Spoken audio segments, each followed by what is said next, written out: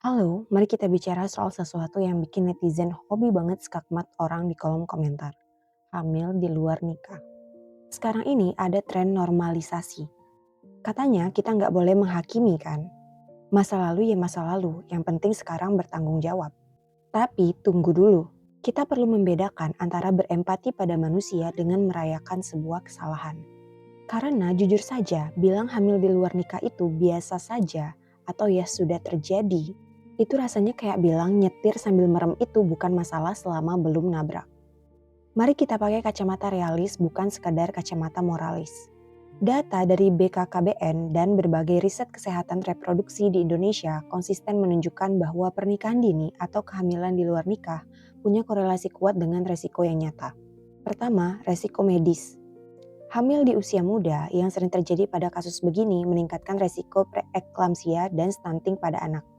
Ini bukan soal dosanya apa, ini soal tanggung jawab biologis. Kedua, resiko ekonomi. Banyak pasangan yang terpaksa menikah karena kecelakaan, akhirnya harus putus sekolah atau kehilangan potensi pendapatan. Ujung-ujungnya, kemiskinan struktural. Jadi ketika kita bilang, gak apa-apa hamil duluan, secara tidak langsung kita sedang menormalisasi resiko masa depan yang berat bagi si anak dan orang tuanya.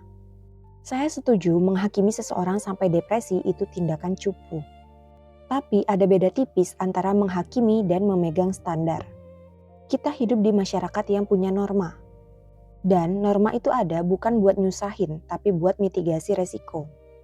Kalau kita menormalisasi kesalahan, kita sedang melunturkan tanggung jawab.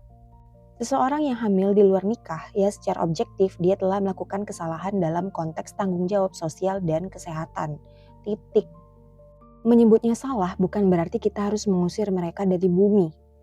Justru mengakui bahwa itu adalah sebuah kesalahan adalah bentuk kedewasaan. Kita bisa bilang, ya kamu salah. Tapi mari kita cari solusi terbaik untuk anaknya. Itu jauh lebih jujur daripada bilang, ah santai, semua orang juga bakal ngalamin. Lagi pula kalau kita menormalisasi semua hal, apa yang tersisa dari kedewasaan kita? Pendidikan seks itu penting, komitmen itu mahal dan tanggung jawab itu berat.